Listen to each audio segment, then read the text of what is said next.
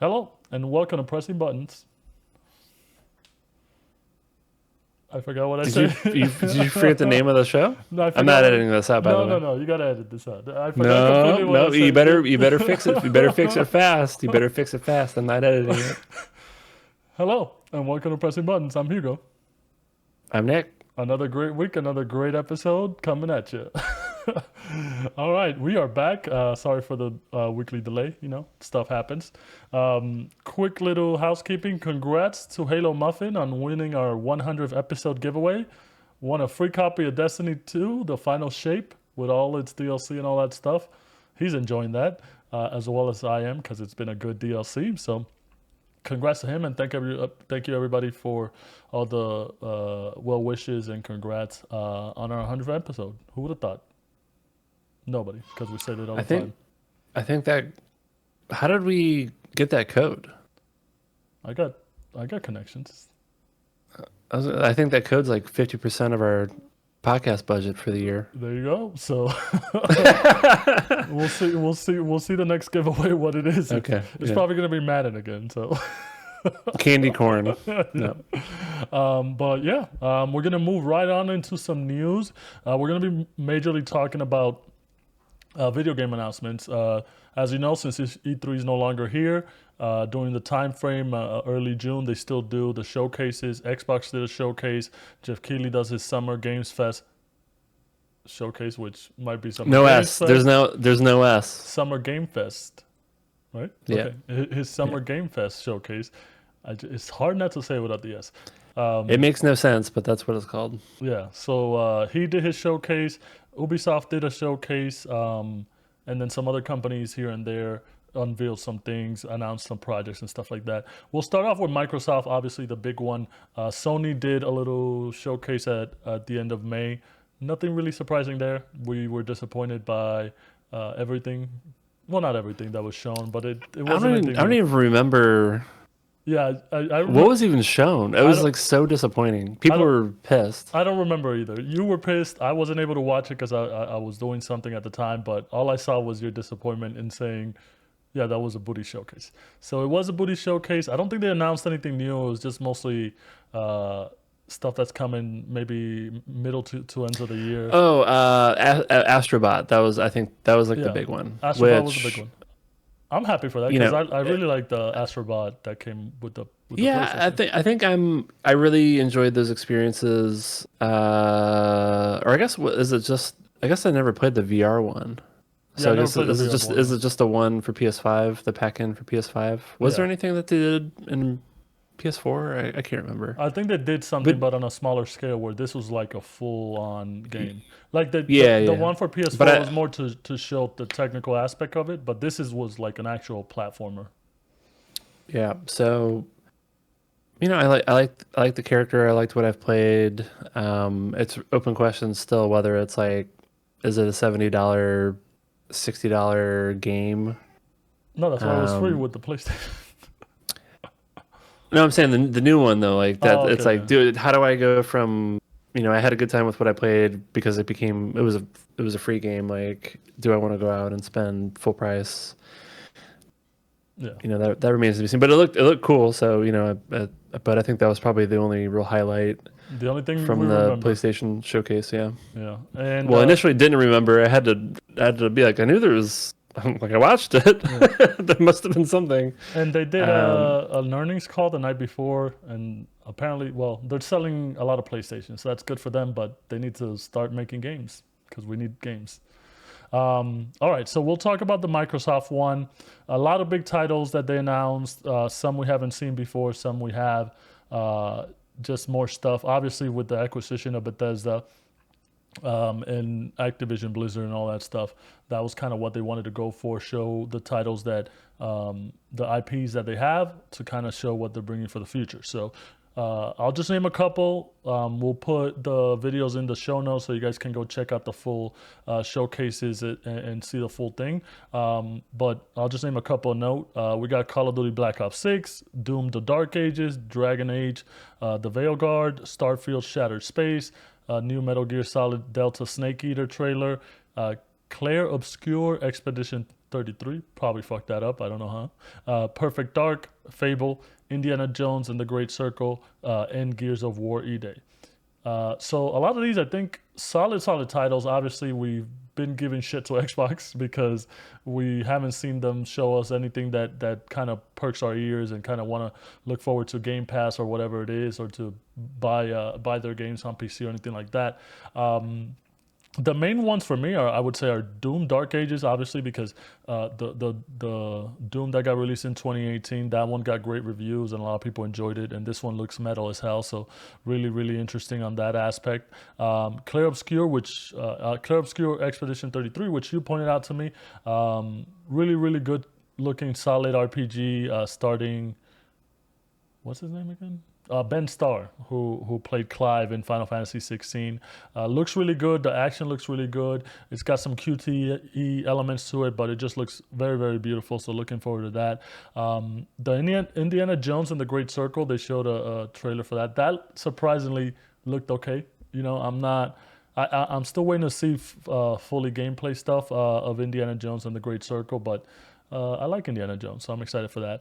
And then they ended the show with the Gears of War E-Day, which is basically a prequel to the beginning of the Gears of War when the Locusts invaded. It involves it stars young Dom and young Marcus Phoenix. You know how they met and all that stuff, and how the locusts invaded and all that stuff. A lot of people were a little bit disappointed because the story that Gears of War 4 and 5 were setting up, it's kind of now left in the open. They kind of not go back to a prequel, and no six, but they did say that they're not leaving that behind. They will get back to it eventually, so that'll be interesting. Which titles piqued your interest out of all of these? I think basically, maybe not so much the same. So definitely Doom. I liked the first new Doom game a lot.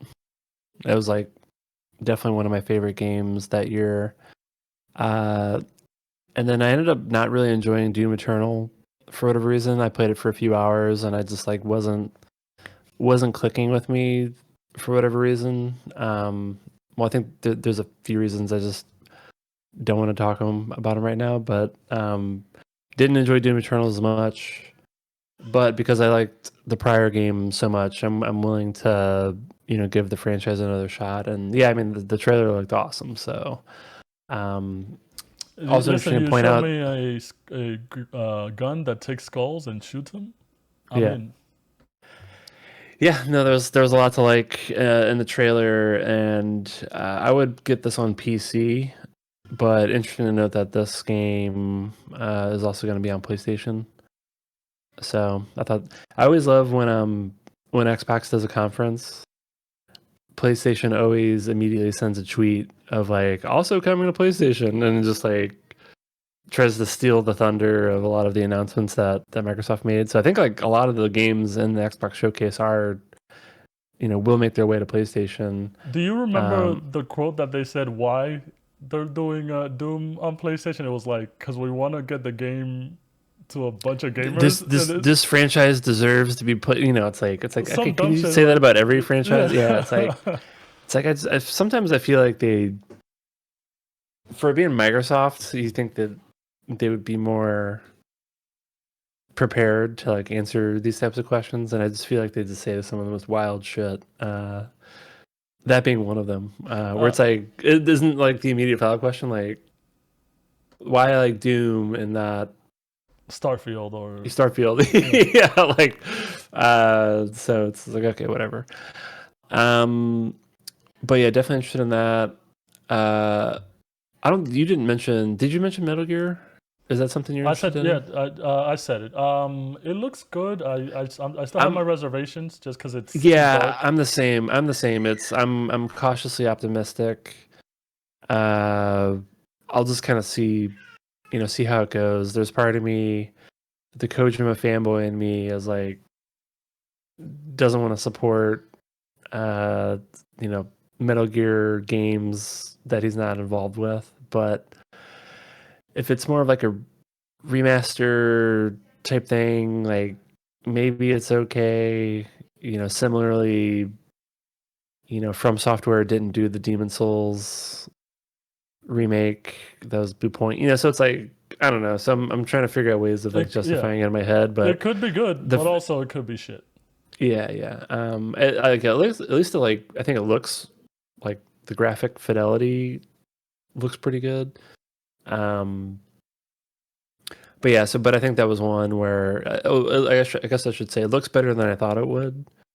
But I'm not sure that it's going to be a day one purchase for me, but it could be. Well, I did have Um, Snake Eater as like one of my top 10 games when we did our oh list. yeah, no, I think we both had it in Yeah, like a top five or something. so that's why, like Yeah, so I'm very optimistic, but also like come on. yeah, but like I felt like the game, particularly like what was it called, like Subsistence or something. Like Yeah, it wasn't like a remaster, but they did like an upgraded version of it. Like I played through both of them. So I don't know. I guess we just need to wait and see like whether this version is enough to get me to buy it, or if I'm just like, let me just keep the memory of me playing these games when I was in college, and that's good enough. I think the game I was most surprised by, which was, I think it was the first time it was ever announced, but it was this Expedition 33 game, yeah, very beautiful. where I thought just like, like the art style, I think the concept with the ages and people disappearing is pretty interesting as like a narrative framework, and the fact that it's a turn-based game that's not done by Atlas, because it kind of looks like a Persona, or like maybe even like Mario RPG with like the quick time events, like all it's like all that stuff. So Yeah, not your typical uh bland RPG basic stuff. yeah, and then I know particularly with like Square Enix and let's say like the Final Fantasy franchise, like they've kind of moved away from turn-based and have made their mainline RPGs more action oriented. So it's kind of nice to see like a return to more of like the old school turn-based. So yeah, so that was definitely like the biggest surprise for me, and something I'm probably the most excited about. Um, maybe Fable. I'm familiar with the other Fable games, but I never like I'm not big fans of them. So, um, but this looks kind of cool. Um, I wasn't interested in it, but it was good to see Perfect Dark finally. Yeah, Uh, I mean so whatever it we was good saw of to, it, because it wasn't like anything really. It was just another trailer. yeah. So it's like I was glad to see it, but at the same time, like that it didn't get me excited. So I don't know if you had any thoughts on I mean, I just the think Perfect Dark trailer, I because think I it. thought that was like I think people wanted to see that like a long time ago, but we finally got to see it, and it's just kind of like okay. I think it's just more to show that they are working on stuff, which kind of makes you hopeful. Obviously, um, their first party stuff this year hasn't really hit, or the end of last year either, with Starfield. Then you have Senua's Sacrifice, Hellblade, like that didn't really hit either. Um, and then Redfall That bombing and all that stuff that game, like was on I everybody's radar I, I for a don't week, and it's gone. I don't no, I don't even think it was a week. I think it was like 24 hours, and it's just I don't think I've seen a game exit like a The public large consciousness, platform yeah. first party studio game leave the social ether like so fast. Like that was crazy. Yeah. So, but it's Uh, like I said, it's very hopeful just because it looks like they're gonna have stuff to offer in the future. So that looks good. I know Phil Spencer did an interview and he touched up on a lot of things and their plans for the future, and he touched up on the studio closures and stuff like that, which I think I don't know the exact quote, but he basically didn't give a good answer to like why'd you close the studios that were doing good or this or that. But the track record for the end of the year is not looking good, I guess, for Microsoft or Sony in terms of like big titles that everybody's kind of looking forward to. So it's kind of on everybody else, the third party developers, to kind of come out with a banger or Well, something and sell that. yeah, no, I think it's a tough balance because I can't remember exactly what show it was, but I think it was last year. They had a specific strategy with whichever event it was. I just can't remember which one, but they were like, we're only talking about games coming out in this very specific near term period. Which I think of which one of them was Starfield that they ended up like immediately delaying, um, but I think so that's how they frame their show, where it's like these games are coming very soon, and people are like not interested in any of these games. There's not many of them, and like, what the fuck else are you working on? So I think they got like a lot of negative feedback on that approach. Now they've course corrected, and I think they're revealing the slate a little bit more. And it's interesting that now people are like, "Oh my god, there's no release dates," and so it's like you kind of like can't win. Can never win with So gamers. there's never like this perfect balance that addresses people who want to know what's coming out now versus like what's in the pipeline. So, but I think they desperately needed this show. I thought this was probably like one of the best gaming showcases for any platform, like not just Xbox, but just like any gaming showcase. Probably in the last like 2 to 3 years. No, yeah, definitely. It is one of the best Uh, ones. and I know maybe when I was talking about games I'm excited about, maybe that didn't jump out, but like for me personally, as a multi-platform gamer, there's only like a few games for me that I'm was like excited to see. But by and large, I thought it was like there was like a lot of quality games for lots of different types of gamers. So I thought it was like a really, really I thought it was a great showcase. And I think they kind of needed it given all of the negative publicity they've had over the last 6 to 12 months. So I think they needed this show. I think it's better that they did it this way, and like maybe being a little cryptic around release dates versus the other way around.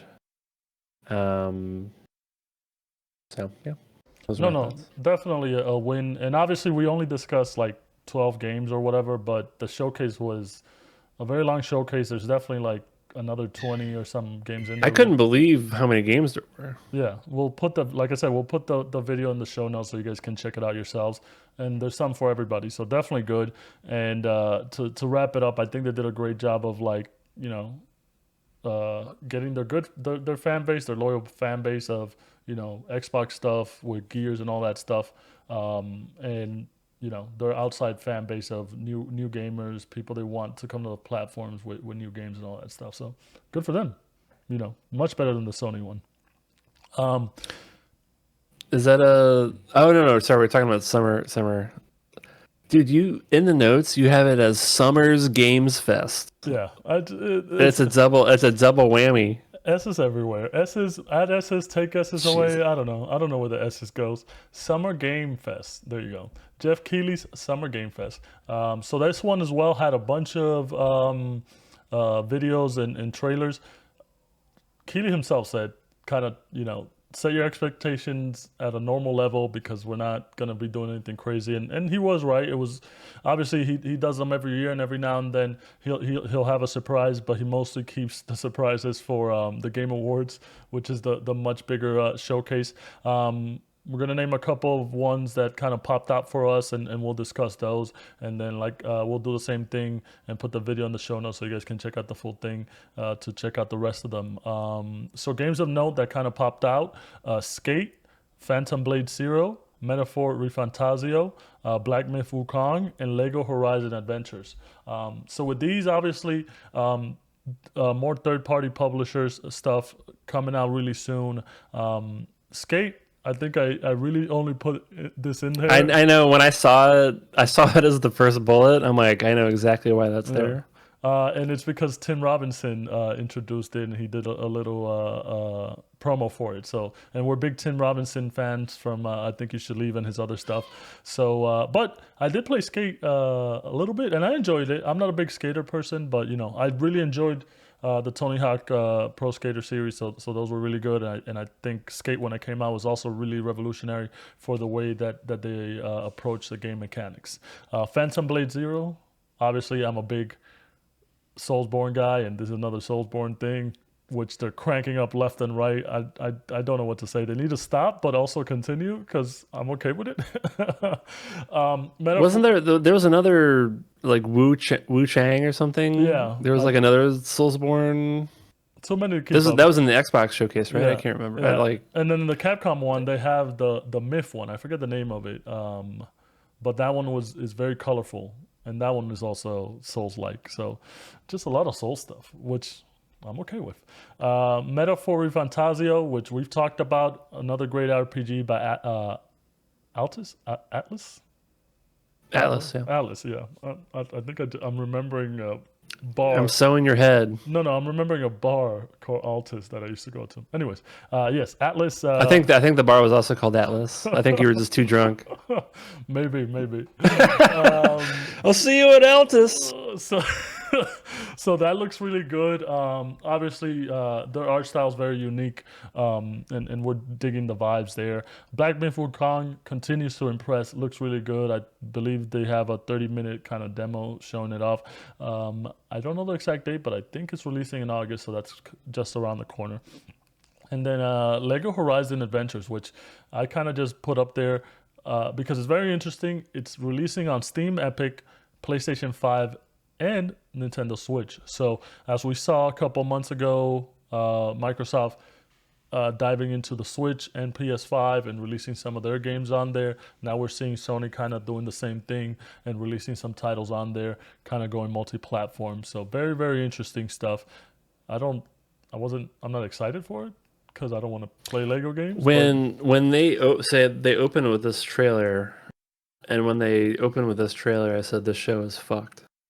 Oh, okay. I mean, this is not going to be a good show, and that ended up being correct. I mean, I think the show was. Imagine if the show ended with this trailer. What's worse, if it opens or if it ends with something like this?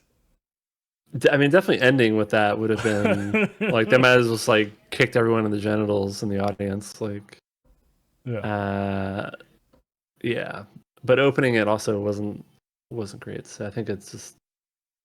Which I think it ended up being, and I think even Keeley was trying to get ahead of it. I feel like he does that now with everything because people, just like gamers, get so fucking hyped up about these events, which I think like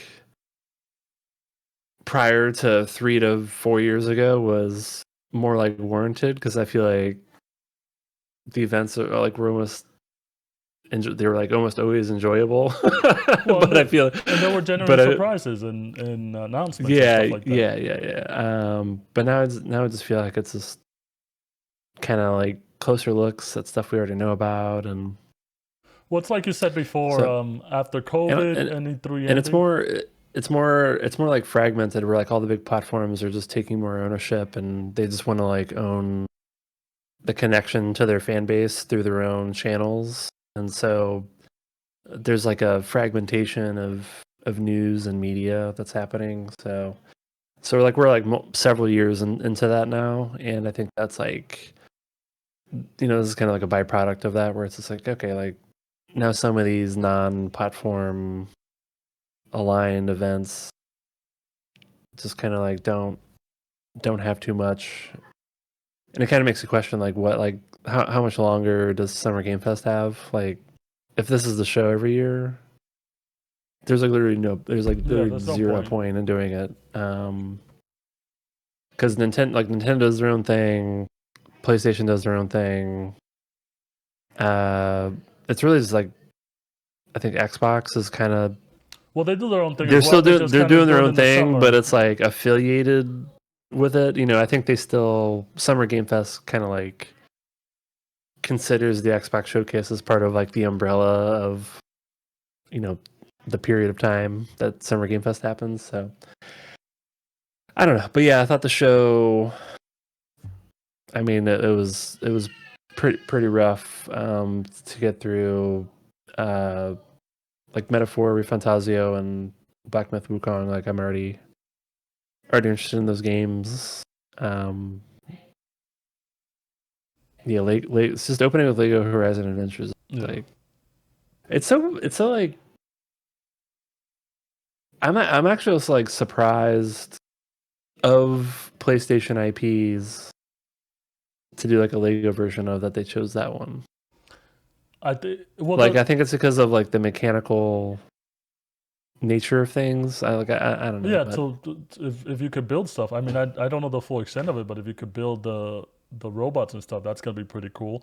But it's very interesting because obviously Herman Holtz being co-CEO, but we've also heard rumors of them doing like a battle royale type game for Horizon, and now Lego, and then they have the regular series. So it's kind of a big investment in yeah, Horizon. do you think there's like it's all this bias from him coming from Guerrilla Games? No, no, I don't think it's biased. It does not. It would be funny if it is. I think it's just more.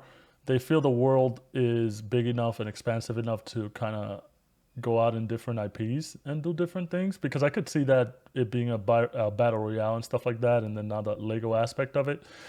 I don't think Horizon is compelling enough characters. I think or the world itself. Like I can see the world being able to do all those things, but also it's like, it's a post-apocalyptic world, kind of like, I don't know. Yeah, this is the game's boring as shit. It's not a boring Like game. it's boring as shit. It's just Boring it characters, has a lot boring of game. side quests. Like it took a long time. It's just fucking shooting an arrow at robots. Listen, any game that has a bow and arrow, It does look great. The game looks incredible, yeah, but it's and just like not fun to play. any game that has a bow and arrow and does it really well is like an automatic should get like an automatic 8 or something like that in the scale.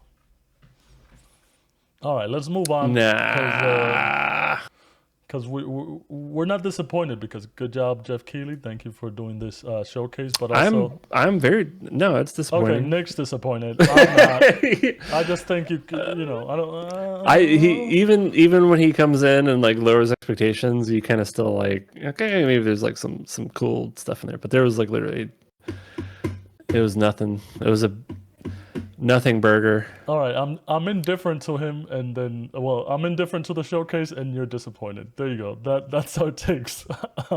Let's move on to this short little one, and I just want to touch up because the main two things that they showed I found very interesting, and it's Ubisoft. They did their own little connect. We'll also link this one in the show notes as Ubisoft does. It was very broad with all their different IPs, but the main ones that interested me, Assassin's Creed Shadows, looking very, very beautiful. Everybody's been clamoring for them to do Japan, ancient Japan, with samurais and ninjas and all that stuff, and I think they're nailing it. The gameplay looked really, really solid. I'm excited. Kind of might put me back in there, so we'll see. The other one is Star Wars Outlaws, which, you know, for people who have listened to the show before know my take, and that's that they need to stop doing Jedi stuff because I'm bored of the Jedi, or it's all very cookie cutter and the light and all good. Stop doing that stuff. And this is all about scoundrels and and bounty hunters and hustlers and smugglers and all that stuff. It looks really good, and the ship combat looks really good, and then flying into planets look really good. A lot of people were complaining and saying that this is what Starfield should have been when you were approaching a planet instead of a loading screen. But it looks really good. The world looks really good. I'm excited to explore this part of the Star Wars universe that's not the Force and the Jedi's and all that stuff, even though I know it's going to have some of that stuff in there. But one very surprising title that I'm looking forward to from Ubisoft. Did you catch anything on this, or just the trailers for these two? Nah. I skipped around on the trailers, but I'm just, me, I'm too much of an Ubisoft hater. No chance I'll play the Assassin's Creed game. Some small chance of playing Outlaws if it reviews well, but I just can't. You just can't trust any marketing assets from Ubisoft. So whatever Damn, they cooked they're on up, your shit list. They're on your shit whatever list. they cooked up on this trailer, like it's like not even worth watching because like just wait for the actual game and see what people think. Damn, they're on your shit list. All right. Well, I thought it looked fine. So we'll see when it No, no, no, releases. no. It like it looks fine, but is that actually what it's going to be? Like, Yeah, is it gonna like? I think it'll hit. They Okay. mostly hit. It's just when it's the fourth or fifth iteration of something that they've been doing. It's when Yeah, you're you know, like, we I hope this becomes an annual franchise of no, I hope it doesn't. yeah. The other one last showcase, which I wanted to touch upon, and I forgot to put it on the notes quickly, it's Capcom. So Capcom did their own thing, didn't really reveal anything. They did a small trailer for Monster Hunter Wilds, showed off a couple new monsters, and I know they did a closed door sessions for streamers and stuff and social media people. Where's our invite, Capcom? You screwed us, but we'll wait for the next one.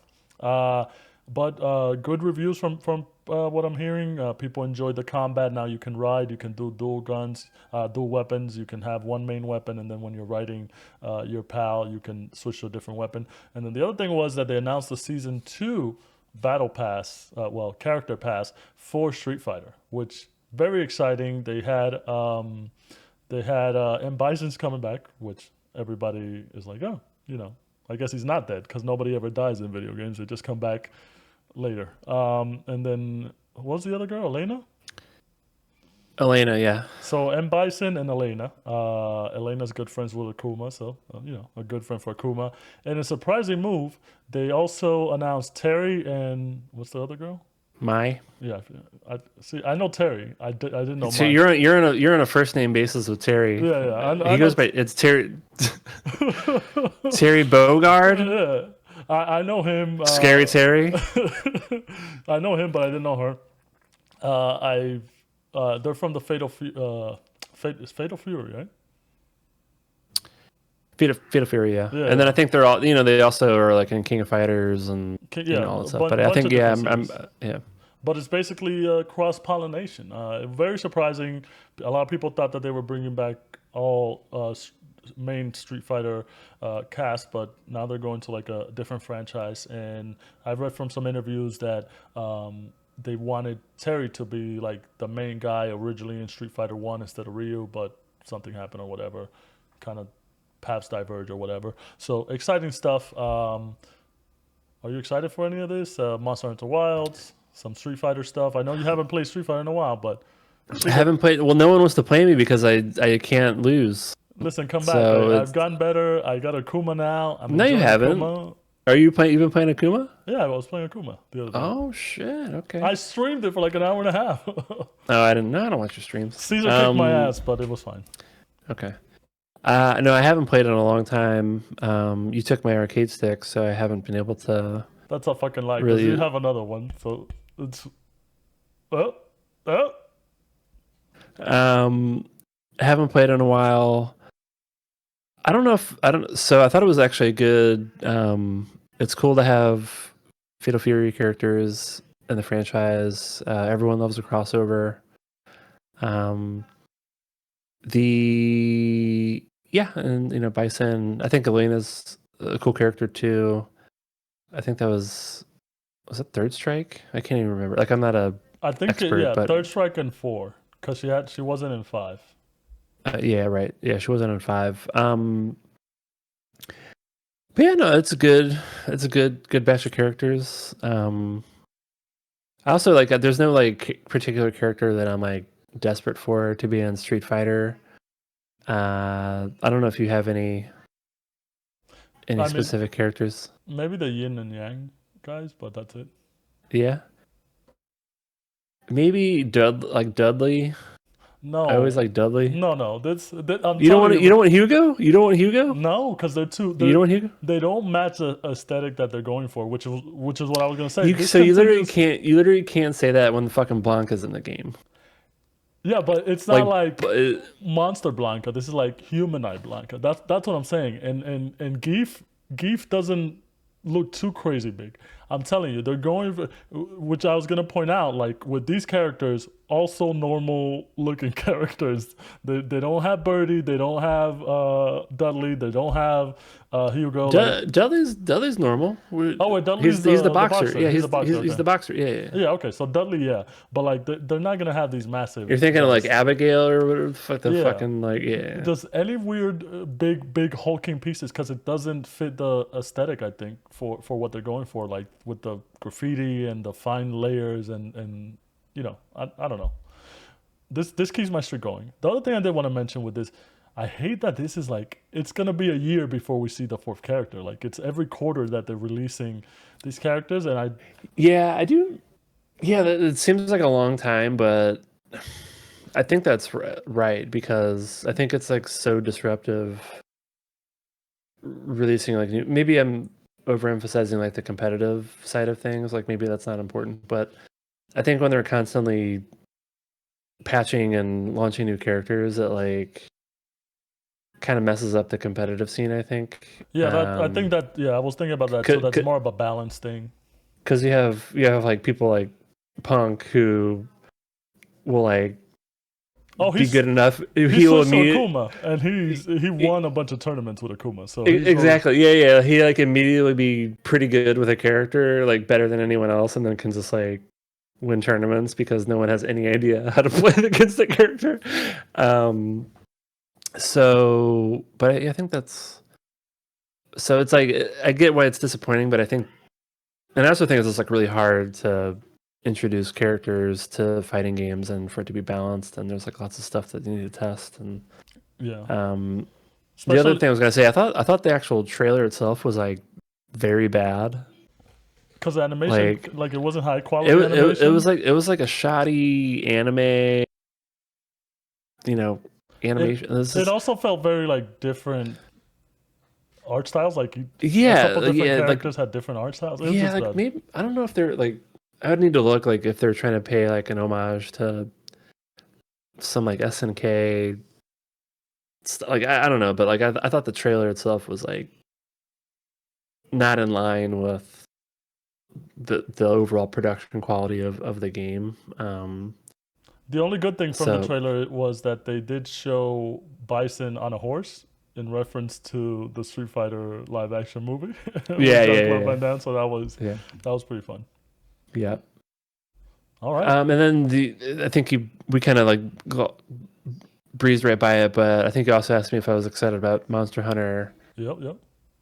I don't know if I've really liked the trailer. Like I feel like the trailers aren't doing much for me in terms of getting me excited. Yeah, same I thing. feel like it's like a tough game. I think it's a tough game to like See, you got to be market. in it, Yeah, like so like I'm pretty sure I'm going to buy the game day one. Like I have absolute faith that it's going to be like an incredible game, but it's just like the trailers just like haven't been speaking to me. I'm just like, like okay, like whatever. Like, well, the only two they've shown have been in the desert kind of thing, and you're like, okay, I want to see. they're just like running around, and it's just like, and what's you going know on here? it's super early because they're not showing off a lot of the monsters and stuff like that. So like I want to see it if they have something, but at the same time, it's like you're not really showing me anything. But like you said, we're probably gonna buy it regardless because we played World, we know how good that was, and all the other ones were good as well. So I don't have an issue with that. All right, so that does it for the showcases that we want to talk about. Bunch of interesting stuff, a lot of games to look forward to. We're super excited for a lot of these games. Definitely, it feels like 2024 is a down year compared to last year, and a lot of the big titles or heavy hitters are kind of being announced or pushed to 2025. So we'll see that, but there are some solid ones in between. And don't forget. Elden Ring, Shadow of the Earth Tree DLC is coming out in 10 days. So, we'll have our thoughts on that. Something excited to look forward to in the middle of the year. Next thing I want to talk about, and Nick can Yeah, can I actually just Nick can leave for like this go one. run No, some no, errands no. or I'll make it go quick. go grab a slice of pizza or something? I'll make it quick, but I did want to give my Destiny 2 the Final Shape impressions, the expansion that just released last Tuesday. Very, very solid expansion. A lot of people were wondering if Bungie was going to be able to stick the landing in telling the story 10 years in the making, and I think they did a solid job. Spoilers, by the way. Spoilers will be had. I might throw spoilers in there. I don't know how I'm going to say it, but um, I liked the campaign. It was basically kind of get the band back together. You had the main characters, Cade, Zavala, Ikora. You kind of go into the Traveler and you got to find them out there, and then you kind of recount the story of their biggest thing, because the witness is messing with their mind and stuff like that. But once you get the band back together, the fun really starts. The new powers are really great. I really liked how they wrapped up the story of all the guardians, of these specific guardians who are basically your mentors, and they've been with you for a long time. And even though Cade, who got killed a couple expansions ago, came back, I think they did a really solid job of having him back, and then he dies at the end again, but he makes a sacrifice. So it's not like a cheap death kind of thing where it's like they just kill him because he got killed or something to kind of advance the plot. He kind of sacrificed himself so you get your ghost back or whatever. You don't understand any of this because you don't play the game, but for those that do play the game and are listening, they will understand that. And then the raid is the other thing. So the raid is the funniest thing. It was about shapes. I know you keep fucking joking about shapes, but honestly, uh, the final shape. Yeah, my daughter's learning about shapes. That's, you know, So the final shape in she could be a writer at Bungie in a couple months. Damn, bro, damn. You got to play the game to understand it's actually good. So the final shape. No, it's stupid. The final shape in Destiny terms is the witness wants to basically have everybody be consumed and morphed into him, so it could all be one entity. That's technically the final shape. But see, your daughter. But it's a square. And it was a square. I thought it was a square. So for the raid, there was a lot of shapes involved, and it was funny because the raid released at 1 p.m. on Friday, and it took a team 19 hours. I think it was 19 hours or 20 hours to beat it. I went to sleep at 11 p.m. and they were in a room where you had to make shapes. You had to make squares, you had to make prisms, you had to make spheres, you had to make cones.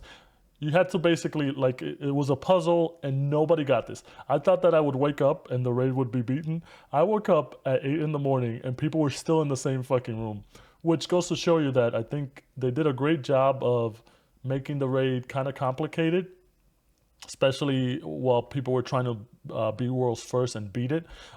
Because one team, I think, got to that. This is the fourth encounter. There's 5 encounters. One team got to the fourth encounter in like 8 hours. So everybody thought, oh, these guys are going to win.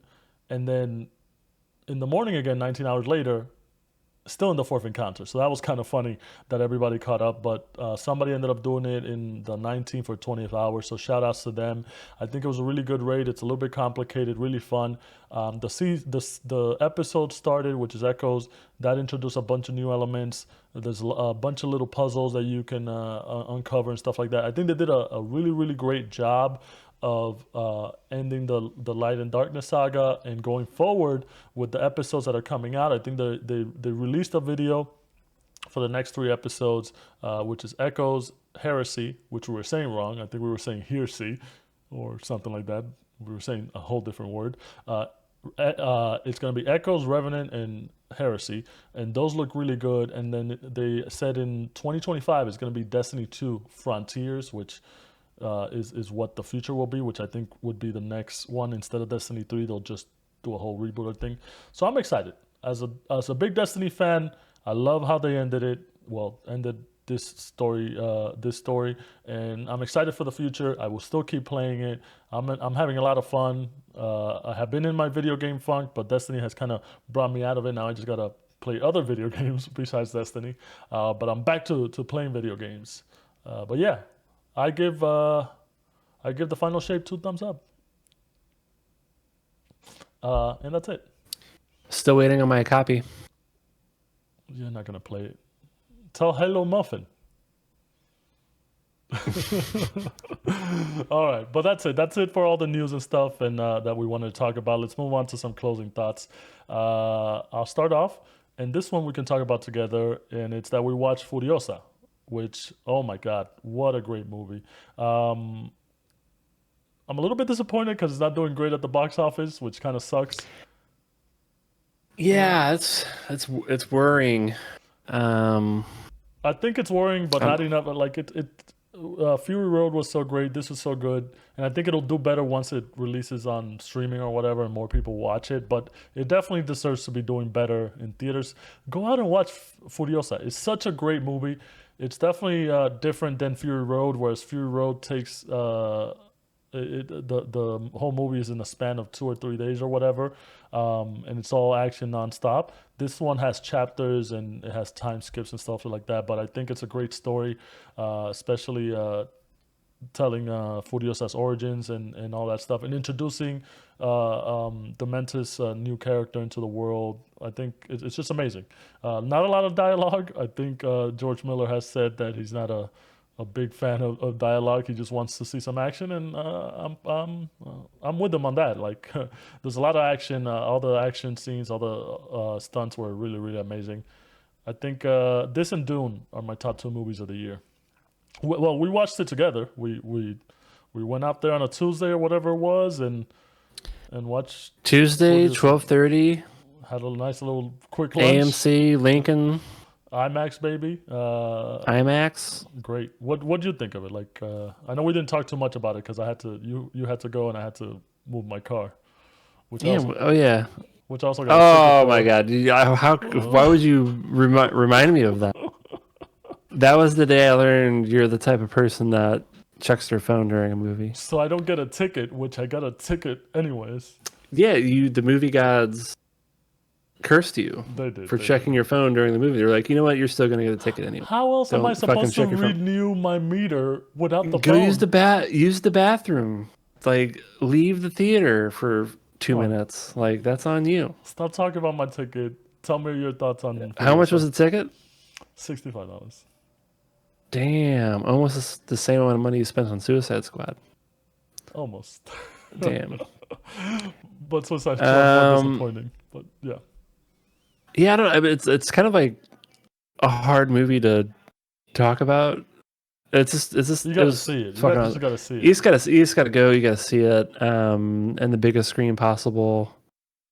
Uh, and then it was just like I don't remember when I saw Fury Road in theaters, but then I rewatched it a few years back.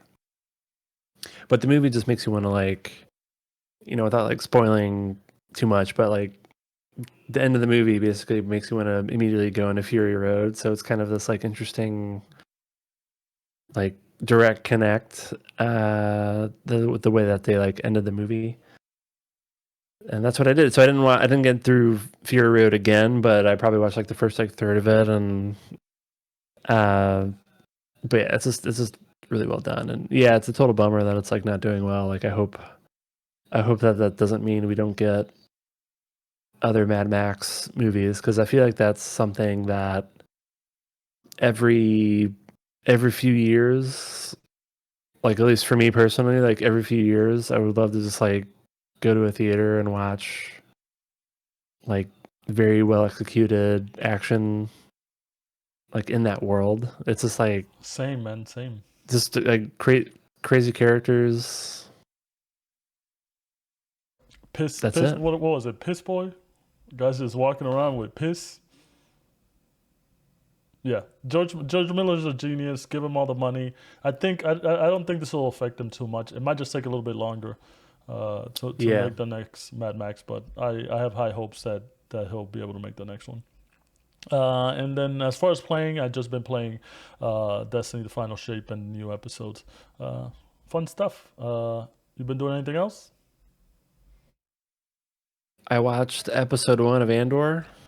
Oh my God! So Finally, for podcast series lore, yeah, I think you recommended me watching that yeah. a very long time ago, and then I've been really for no. It was more of like a bit because we love bits. It was more about like me just being an asshole and not watching it for really no good reason. We love bits, but not when you deprive yourself of good things. Well, I agree to disagree. I play the long game, but Well, shout outs I to don't know. Ali because Ali, the only reason you ended up watching it, which this makes it worse but also great, was because we told Ali that if he watched, I I think he think you should. should leave. If he Yeah. watched, I think he should leave. Then you would watch Andor, Yeah. and I had no part in this because Which I've is watched kind both. of it's a little unfair I've because I watched think you should both. leave is like 15 minutes long and Andor is like 40 minutes long. So Yeah, but I'm pretty sure you've watched all three seasons of I think you should leave like a lot enough that it surpasses one season of Andor, so it counts. no, what do you mean? Yeah, We're trying to get each other to watch a new show. yeah, but I think I only watched So like for to watch, his level of commitment is 15 minutes, no, I think he watched and that checks the box of him needing to watch an episode of. I think you should leave. he watched a couple episodes, and I think each episode's like 25 to 30 minutes. No, All right, we're no, gonna have to do some you're pissing run. me off. We're gonna have to do some I'm runtime glad you got checking. that ticket. I wish the ticket cost more than Oh, $100. don't you wish tickets on me? I Uh, wish tickets. uh, but so I did watch the first episode of Andor. It was very boring. Uh, I guess I'll just Well, no. continue watching it. Yeah, watch up to fourth episode. And I think that's when it picks up. Unfortunately, and you'll see why we've been telling you to watch it. Okay. But I mean, I could see. I thought it was a very boring episode, but I could see, based on what I saw, why you think it's different and distinct from some of the other recent like Star Wars garbage that's been getting put out there. So, and then for gaming, it's been just kind of like a hectic couple weeks. So I really just been playing Stellar Blade, Did you finish it? which I think, yeah, I can't remember where I left off, but I haven't played it much. But I'm basically like now at the final. I might have even been at the final area like last time we talked. I just can't remember, but I haven't really played games too much.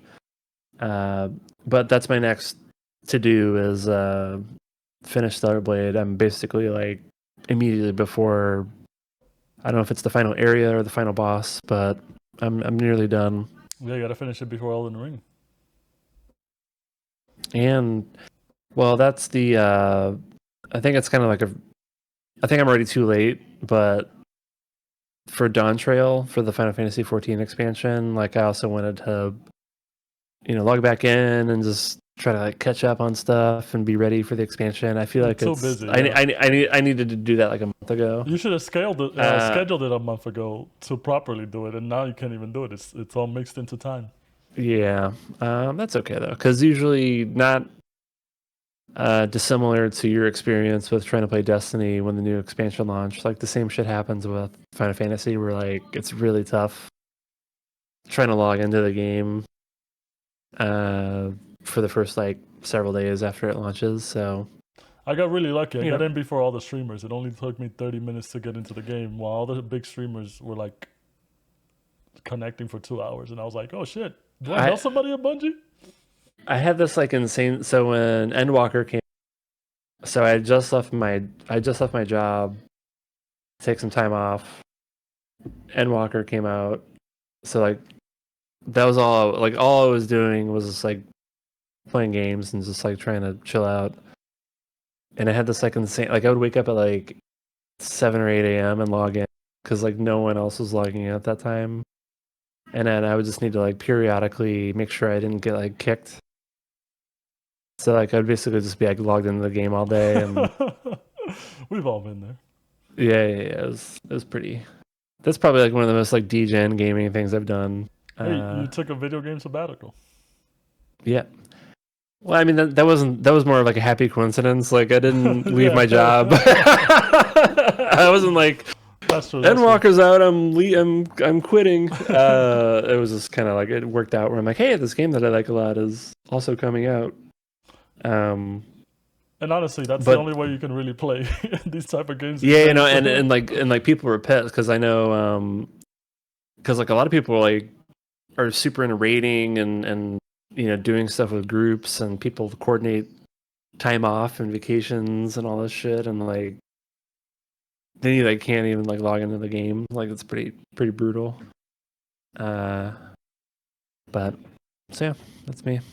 All right, sounds good. Sounds good. Well, that does it for us. We're glad to be back. Make sure you guys go to our website, pressingbuttons.gg, so you can get the links to all of our social media stuff and also our Discord, where we have a very thriving video game community who mostly play Destiny, but there's other stuff in there too. Good times are had always. Really good soundboard. Yeah, really good soundboard. Check out the soundboard, man. We stepped it up. We're gonna be adding some more, but one of the best, one of the best. And that's it. That's it for us. We'll see you guys on the next episode. We're episode 101, so we made it past 100. We didn't stop, and we're gonna continue. $1 more than how much you spent on Suicide Squad. Oh my God, you had to say that.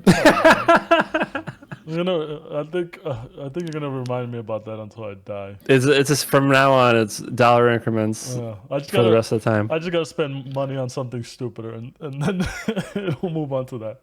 But yeah, all right. I'm Hugo. Bye. I'm Nick. Later.